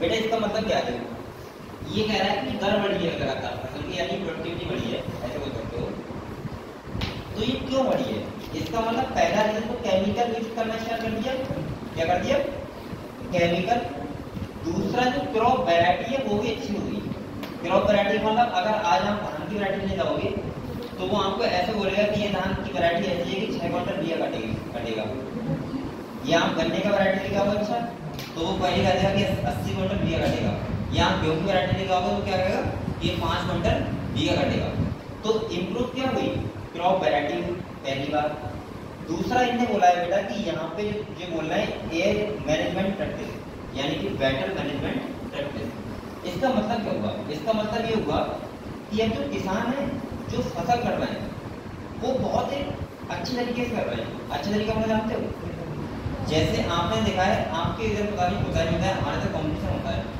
खाद लगाने का जैसे कोई कह रहा है कि इसके गन्ने में 4 पानी लगता है तो 5 में लगाऊंगा कोई कह रहा है कि इसमें 4 पानी में 4 कट्टे खाद डालेंगे तो मैं 5 पानी में 5 कट्टे डालूंगा मतलब 6 कट्टे डालूंगा अगर उसने एक खेत में एक बार में 5 कट्टे डाले तो होता है मैं 6 कट्टे डालूंगा ये क्या हो रहा है कॉम्पिटिशन हो रहा है दूसरा क्या हुआ आपने एक चीज सुनी है जो खाद बोते हैं वो कैसे बोते हैं कट्टे का झोली बना लेते हैं पूरे खेत में लगा देते हैं आप लोग कुछ ऐसा स्टार्ट करना है पता है क्या कि जो गन्ना होता है गन्ना उसकी क्यारी में खाद डालते हैं खाली अब बताओ ये क्या हुआ बेटा ऐसे हम जा पानी में कैसे पानी खत्म हो गया इसका मतलब क्या हुआ बेटर मैनेजमेंट प्रैक्टिस हो गई है अब हम तो पता है उसमें डालते हैं क्यारी में खाद आपके इधर पता है कूड़ों में डाल देती है कूड़ों वो नहीं बोल रहा हूँ गन्ना बड़ा हो जाता है तभी तो नीचे डालते हैं उसे करते प्लांट को उसमें करते जाके रेजा पे हाँ ऐसे तो वो है तो मैंने एक बार देखा तो मैंने ये क्या चलता है तो बोले उससे नहीं होता है उसी को मिलता है इधर खाद देती है उसको अरे तो मैं ये कह रहा हूँ कि कितना बेटर मतलब मैनेजमेंट हो रहा है तो इसके लिए क्या हो रहा है ये डर लगेगा ठीक है अगर जैसे आपने देखा ऐसे तो लोग पड़े हैं ना ऐसे लोग दुनिया में जो अपने गन्ने के कल्ले होते हैं कल्ले वो तो गिन लेते हैं कि मेरे खेत के गन्ने में कितने कल्ले मतलब खेत में एक तो गन्ने लोग होते हैं पता करते हैं आवाज कितने कितने अरे वो बातें वो यही निकल आया ये लगता है ऐसा उसी टाइम का है अब इस सब कैसे करेंगे बेटा अगर किसी का औसत बता देते हैं कितने है ना कैसे निकाल देंगे बेटा हम बता देंगे चलो हमारे पास हमारे खेत में बच्चे हैं उसके हिसाब से निकालेंगे हम इतना तो बता देंगे एक खेत में इतना कितना निकलेगा कर लेंगे काम ये बहुत बड़ा वाला हो गया है मतलब बोलते नहीं है जैसे खेत सुबह भी जाना खेत पे शाम को भी देख के आना खेत को सही है उसके बाद अगर उसने धान के घास का फुलका मिल गया तो उसको फेर देना वहीं पे ये वो वाला है ना कुछ लोग ऐसे होते हैं खेतों का अपना वो बना देते हैं कहते हैं साफ तो में गन्ना लगेगा तो ऐसा लगेगा बिहारी वाला और खेत का एक कोना एक कोने में दिखा के नहीं हो पाने में वो डाली 4 फीट तक कीड़ा नहीं लग सकता है। कीटनाशक आती है, खाद मिला के डालते हैं, 4 फीट तक ऊंचाई तक कीड़ा नहीं लगता। कितनी गैस बनती है उसकी। चल भैया ठीक है, तुम अच्छी खेती करते हो, लेकिन इतना कौन देखेगा? अगर किसी ज्यादा यूज करना है तो कहाँ तक देखेगा? अगर नहीं आपको 4 कर ले 5 कर ले हैं। मेरे गांव में सबसे ज्यादा गन्ना निकलता है चारों तरफ से। इतना तो अंदर नहीं देखते होंगे, तीन बार देखते हैं ना कि कल्ले कितने करने का है। चलो ठीक है, ठीक है, अच्छे से करना चाहिए। नेक्स्ट हो बेटा। अब आप लोग बताओ, केमिकल बेस्ड एग्रीकल्चर हो रही है पहली बात, दूसरी बेटर मैनेजमेंट है, और तीसरा क्या है बेटा? क्रॉप वैरायटी इंप्रूव हुई है। इससे क्या हुई है? ओवरऑल जो प्रोडक्टिविटी है वो फसल की बढ़ी है। लेकिन मैं ये कहना चाह रहा हूँ, अब बात सुनो, जो आप कह रहे हो केमिकल बेस्ड, ये केमिकल का फ्री मिल रहा है बेटा? इतनी महंगी खाद हो गई है ना कि मुझे लग रहा है अगर किसान आदमी कहते स्टार्टिंग से लास्ट तक जोड़े तो उससे कुछ नहीं, 1 रुपया नहीं बचेगा। धान में तो 1 रुपया नहीं बचता है, और अगर वो बचा कर दिखा दे तो मेरे पूरे बचे, लेकिन उसका पूरा मजदूरी काम होता हो। ऐसा नहीं कि तो 4 लोग वो बने पड़े हैं सुबह शाम बचेगा सर। पूरा अगर किसी का मजदूरी काम हो रहा है तो खेती में 1 रुपया नहीं बच रहा है। जितना उन्होंने लगा दिया उतना ही वापस मिल जाएगा। जैसे उन्होंने पूरी साल लगाया, अगर किसी खेत में मान लीजिए 1 लाख रुपया लगाया पूरी साल में, तो वो 1.5 लाख रुपया आ जाएगा, मतलब वो हिसाब किताब में पैसे बैठेगा। तो ये क्यों है? क्योंकि आपको बताया कि खाद वगैरह जो फर्टिलाइजर है वो बहुत ज्यादा एक्सपेंसिव है, बहुत ज्यादा महंगा है। आपको पता है डीएपी का टक्कर कितने का है? 1400। तो यही एक भी 12.5 अगर आप अरे सर वो आता था 800 का कट्टा पोटास वाला, वो आ रहा 1800 का। इसके बाद जुताई बहुत महंगी हो गई है। मोदी जी दुगनी आय कर रहे हैं ना। क्या कर रहे हैं? मोदी जी ना आय दुगनी कर रहे हैं। मोदी जी किसानों की आय दुगनी हो रही है। किस दुगनी हो गई? ऐसी दुगनी हो तो नहीं 8 से 18 में हो गया। तो बेटा मुझे लग रहा है कि अगर कोई मिडिल फार्मर है या मिडिल छोटा फार्मर है तो उसे 1% बचत नहीं होगी। हाँ कोई बड़ा फार्मर है तो कोई मिलाती है, और वो भी बड़ा फार्मर हो सेकंड फिगर साधन तो बचत हो सकती है, वरना मुझे लग रही है कि खेती में 1% की बचत है। अगर साधन नहीं है, कोई भी संसाधन ज्यादा कमी है और सेकंड छोटा किसान है तो उसके लिए कुछ नहीं मिलेगा। सही है? तो ये चीज है खेती में, तो इसलिए कहते हैं ओवरऑल खेती में कुछ नहीं मिलता है। चलो नेक्स्ट तो देखो आप लोग देखो एग्रोकेमिकल्स आर, या देखो chemicals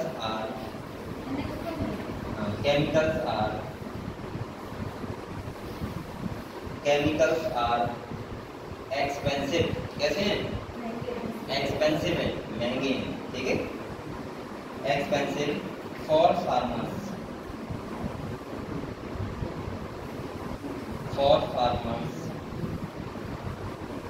in the developing world,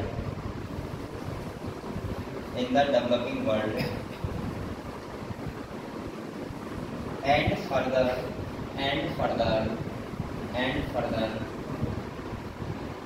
increase in yield. Increase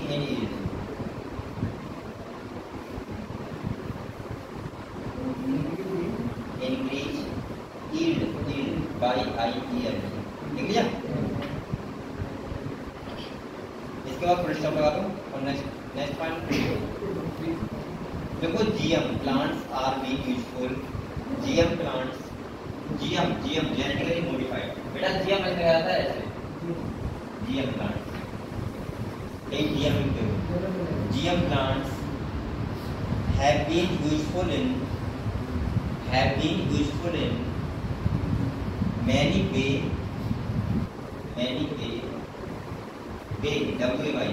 to solve this problem। बेटा मुझे एक बात बताओ,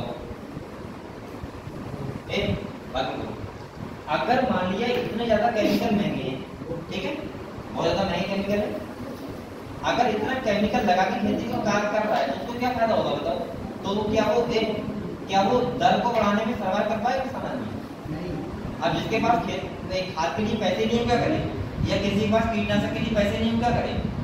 लोगों को ऐसे तो मैंने लोग देखे जो इंजन होता है, इंजन उसमें तेल डालने के लिए बने रहते हैं कि मैं खेत भरूं तो तेल डालने के लिए तेल ले आऊं, सही है? ऐसे भी लोग होते हैं। तो फिर वो कैसे करके बताओ वो सर्वाइव कर जाएंगे?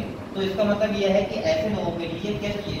जेनेटिकली मॉडिफाइड क्रॉप चाहिए, जिससे पानी कम लगाना पड़े, जिसमें जो ये इंसेक्टिसाइड है, पेस्टिसाइड ये कम लगाना पड़े, जिससे वो सर्वाइव करते हैं। समझ गए? ठीक है, तो आप लोग नेक्स्ट बेटा एक हेडिंग डालो और उसमें लिखो genetically modified organism. Genetically modified organism, genetically modified organism.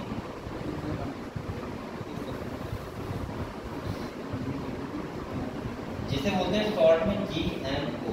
क्या बोलते हैं? GMO। क्या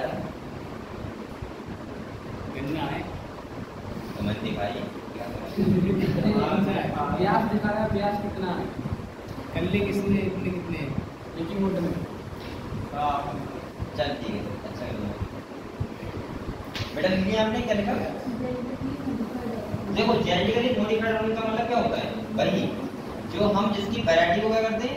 इम्प्रूव करवाते हैं, सही है? अलग अलग टाइप की वैरायटी लेके आते हैं। तो देखो देखो जेनेटिकली मॉडिफाइड क्रॉप। अरे पहले को लिख लिया आपने? लिख लिया? नहीं लिखा है? तो देखो पहले कोई और देखो प्लांट्स, उतना काट दो। देखो प्लांट्स, अरे ऐसे लिख लो। Plants comma bacteria, plants comma bacteria comma fungi and animals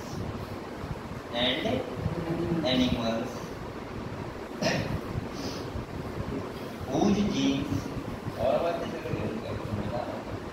whose genes अब से यार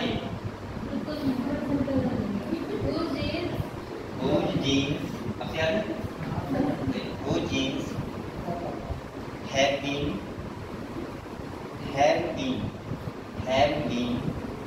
altered का मतलब क्या है बेटा?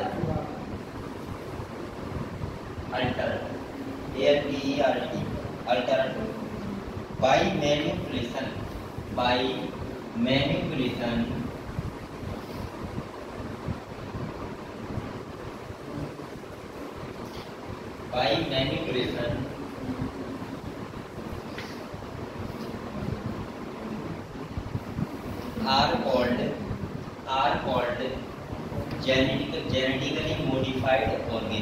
are called genetically modified organisms. समझे? तो जेनेटिकली मॉडिफाइड ऑर्गेनिज्म का मतलब क्या है बताओ? इसका मतलब सिंपल सा ये है कि अगर हम किसी के जीन, किसी ऑर्गेनिज्म में सेल हुआ, कोई ऑर्गेनिज्म हुआ, प्लांट हुआ, कोई हुआ, एनिमल्स हुआ, फंगस हुआ, अगर मैं उसका क्या करूं? उसके जीन्स को चेंज करूं। क्या करूं? जीन्स को चेंज का मतलब मैनिपुलेट करूं, सही है? उसके डीएनए में कोई जीन्स को चेंज करूं तो उस ऑर्गेनिज्म को या प्लांट को हम क्या बोलेंगे? Genetically modified organism. अब आप लोग ऐसा ना कोई गलत जीन डालोगे, कोई अच्छा जीन डालोगे भाई, कोई अच्छा जीन तो डालोगे जिससे उससे हमें हेल्प मिल सके भाई। चेंज करोगे, ठीक है? मैनिपुलेशन मतलब मैनिपुलेट करना, चेंज करना। नेक्स्ट वन देखो।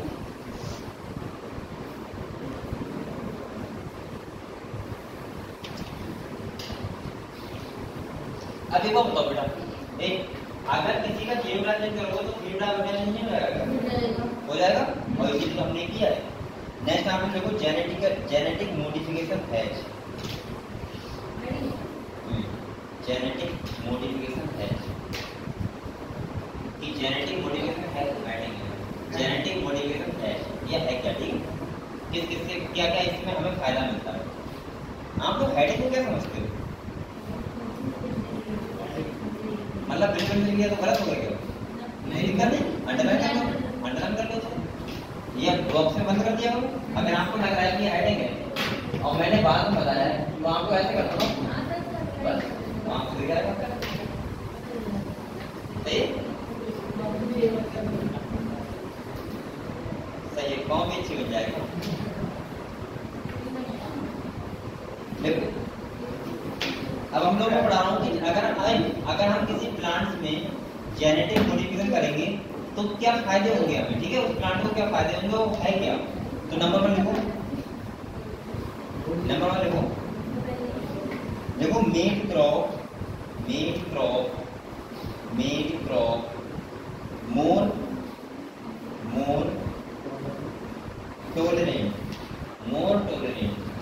टोलरेंट का मतलब क्या होता है बेटा, सहनशील, मोर टोलरेंट। देखो made crop more tolerant to abiotic stress, abiotic stress.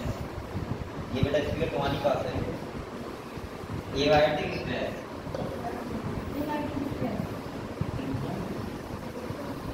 Abiotic stress देखिए, जैसे एबायोटिक क्या स्ट्रेस होता है फसल पर, क्या पड़ता है बेटा, टेम्परेचर हो गया, सही है, टेम्परेचर ज्यादा होता है, तब वाटर ज्यादा होता है, तो मतलब कोई भी प्लांट के लिए एबायोटिक स्ट्रेस वाली कंडीशन है तो उसमें प्लांट सर्वाइव करता है, ना कि प्लांट बेकार हो जाए।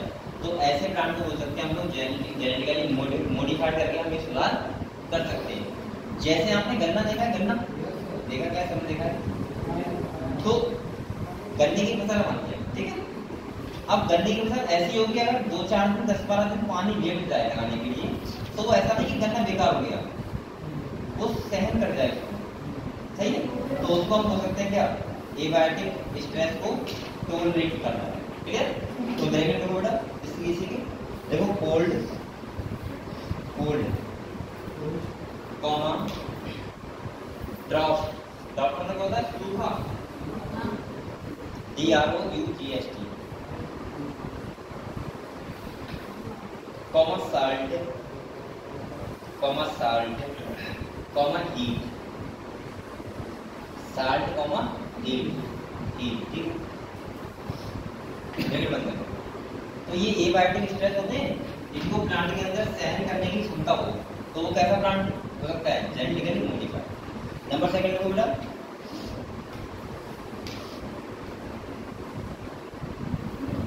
देखो रिड्यूस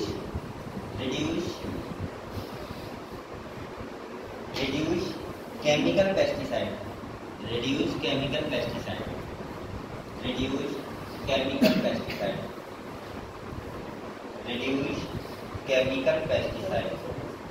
इसका मतलब क्या है, देखो इसका मतलब यह है कि अगर कोई फसल में हमें कम खाद लगाना पड़े, क्या लगाना पड़े, कम खाद लगाना पड़े, कम फर्टिलाइजर यूज करना पड़े, तो इसका मतलब क्या है कि वो जेनेटिकली मॉडिफाइड है। तभी अगर ऐसा हो रहा है तो इसका मतलब हमें क्या हो जाएगा, फायदा हो जाएगा, ठीक है। नेक्स्ट देखो हेल्प टू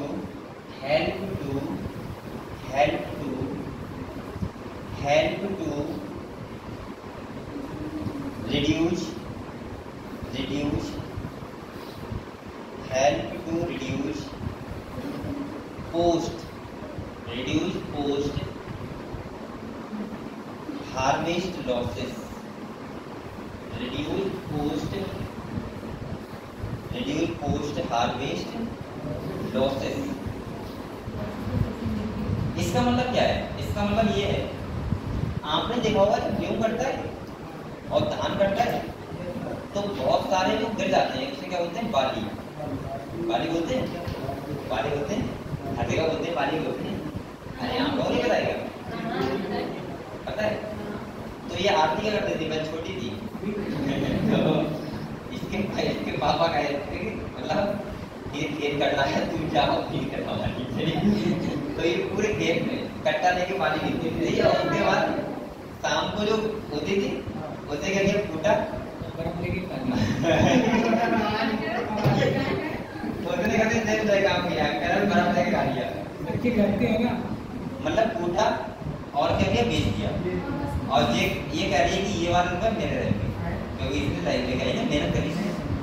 तो ये इसका मतलब ये हुआ कि अगर जेनेटिकली मॉडिफाइड क्रॉप होगी तो जो बाली होगी, वो बहुत कम बनेगी, कम का मतलब है जो फसल है क्या कह रहा है, फसल होगी वो बहुत ज्यादा गिरेगी नहीं, सही, काटते हुए तो वो लॉस कम हो जाएगा, ठीक है। कंबाइन से ज्यादा गिरता है।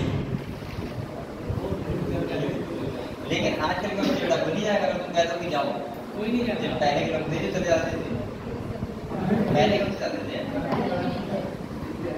नहीं ये बरसात होता नहीं है, मैंने देखा है।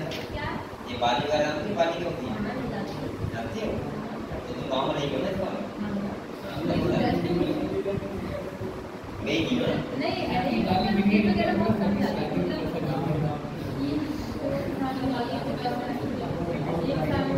नॉर्मली मुझे ऐसा लगता है कि नॉर्मली ऐसा लगता है कि जो लोग काटते हैं कहीं उनके बच्चे भीतर है, सर पहले के पता होता है कि पानी पी के खाते थे, खाना में मतलब इतना भी मतलब रास्ते में खाने करेंगे पहले के जमाने में हमारे गाँव में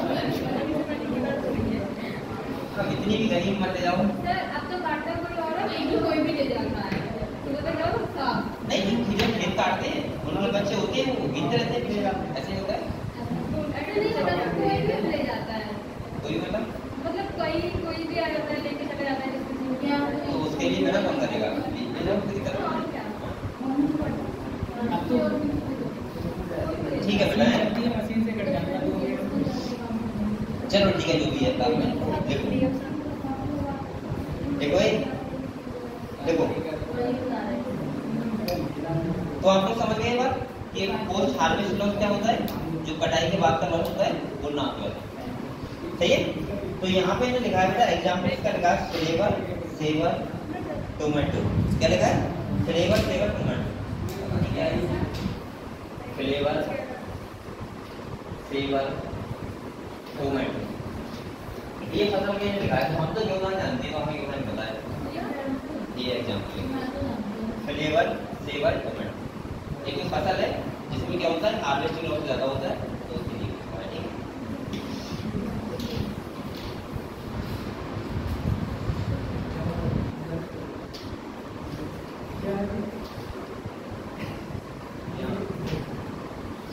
लिख लिया बेटा, ठीक है। इसके बाद में नेक्स्ट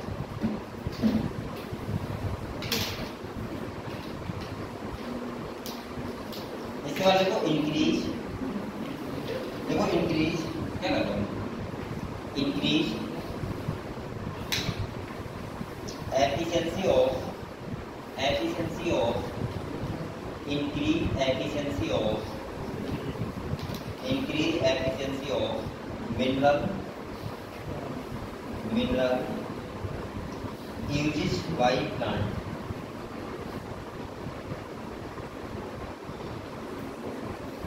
मतलब ये हुआ बेटा जो मिट्टी होता है, मिट्टी उससे प्लांट्स के अंदर इंक्रीज मतलब कैपेबिलिटी ज्यादा हो मिनरल्स को एब्जॉर्ब करने की, सही है, जिससे हम कम भी अगर फर्टाइल लगाएं तो प्लांट क्या करता है सर्वाइव करता है।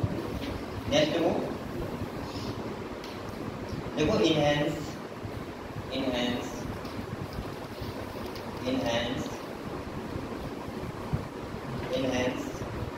nutritional value of food, enhance nutritional value of food, enhance nutritional value of food, और एग्जाम्पल इसके लिए क्या है बेटा गोल्डन राइस, क्या है तो आप लोग लिख लो एग्जाम्पल लिख लो गोल्डन राइस,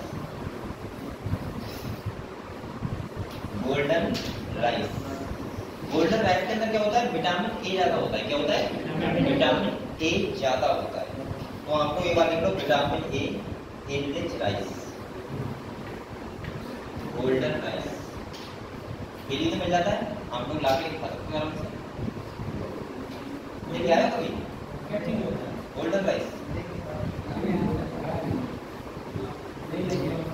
आपको शॉप पे जाना चाहिए हम लोग और कहना गोल्डन राइस, थोड़ा महंगा मिलता है, थोड़ा महंगा ऐसी होगा 80 नंबर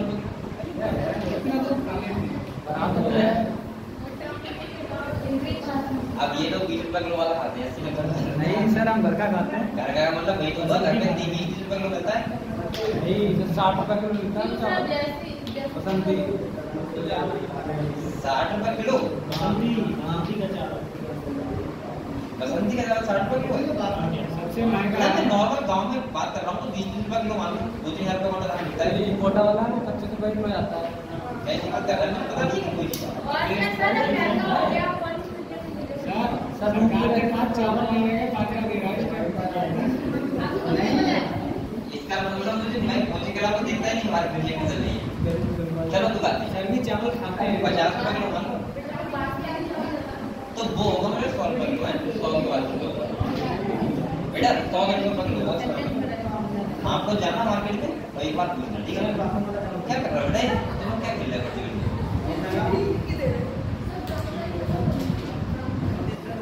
ब्राउन राइस ये कौन सा होता है? हाँ वो ब्राउन राइस कौन?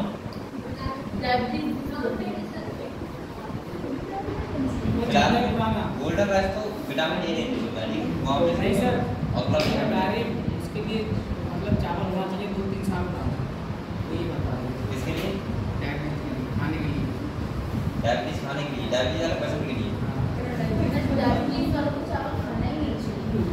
अब क्या करें डायबिटीज वाला बेचारा क्या करे? तुम बताओ किस किस चीज से बचे? उसकी जिंदगी एंड हो जाती है। कहीं 2-3 साल बाद उसमें कुछ मीठा ना खाए, कुछ चाय ना पिए, दूध ना पिए, गलती इसकी है। डायबिटीज तय कुछ ना होती है। कैसे कंट्रोल बताओ?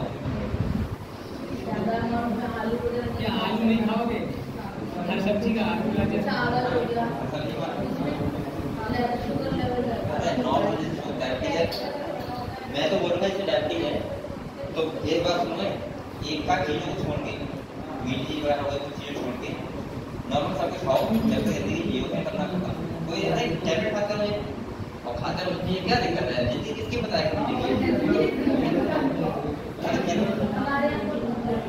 सबसे ज़्यादा पर सबसे आते हैं सबसे आते हैं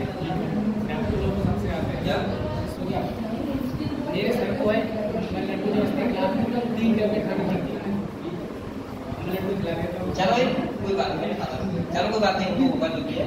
देखो आप तो आपने लिख दिया नेक्स्ट नाम ए नेक्स्ट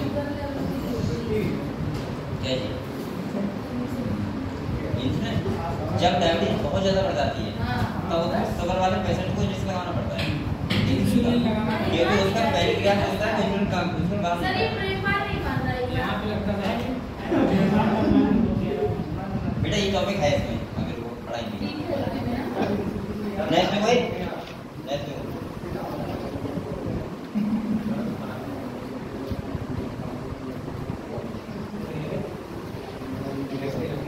बेटा नेक्स्ट में जीएम हैज बीन ये लास्ट पॉइंट है, फिर हम लोग कल को नेटवर्क करेंगे, ठीक है?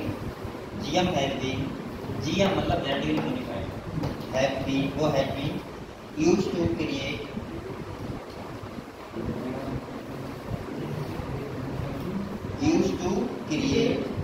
Taylor TAILOR tailor made plants. इनका मतलब पता क्या होता है? टेलर मेड प्लांट का मतलब ऐसे प्लांट को किसी पर्पस के लिए ग्रो कराया जाए। कोई पर्पस का मतलब जिसकी कोई जरूरत हो या मतलब ऐसा हो कि हमें उससे कुछ मिल रहा हो फायदा, ठीक है? तो पर्पस उसका ब्रैकेट में लिखा है, देखो growing plants for a specific purpose. Growing plants for a specific purpose, for a specific purpose, specific purpose देखिए मतलब और देखो to supply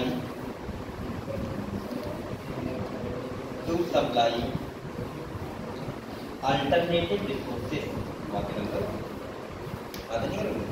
alternative resources to industries,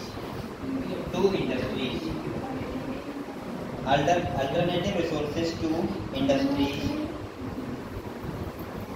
industries तब और आज एनर्जी कम हुई क्या? वीकनेस लग गई पहले ज्यादा तो अभी चलो मत, क्योंकि गर्मी है ना और फिर पानी पीने रहा, अभी जो लिखना है पानी पीने रहे हो तो जैसे पानी पी सकते तो इसलिए हम चलो मत ज़्यादा किसी बैठ गया है वो बाइक वगैरह industries in the form of starch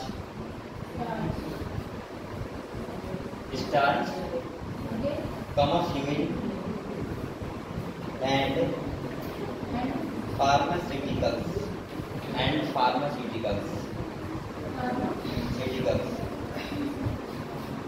जैसे यहाँ पे एग्जाम्पल दिया बेटा फार्मास्यूटिकल वो एग्जाम्पल कौन है वो एग्जाम्पल वो इम्पोर्टेंट की बात किया एंड फार्मास्यूटिकल ठीक है क्यूटिकल बोलते हैं ना फार्मास्यूटिकल से फार्मास्यूटिकल होते हैं फार्मास्यूटिकल सी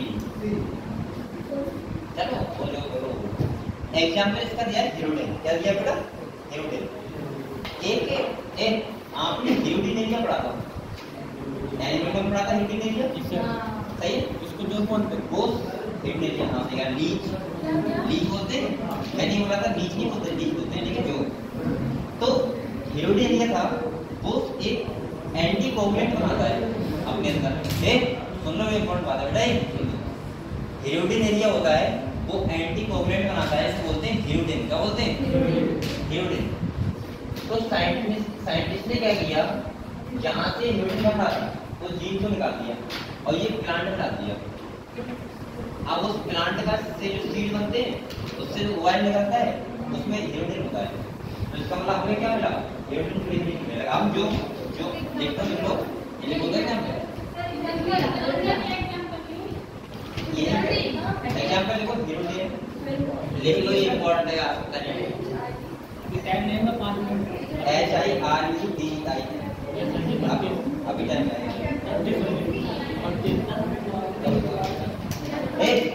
देखो अरे देखो हीरोडिन कौन लिख रहा है वो लिख रहा है चलो कल लिख रहा है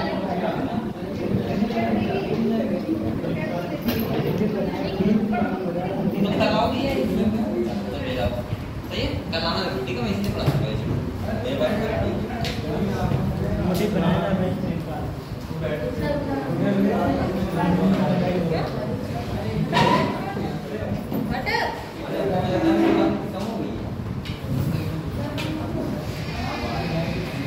ये आपको पढ़ने लगा देना जो अभी सब बंद कर दूं इसको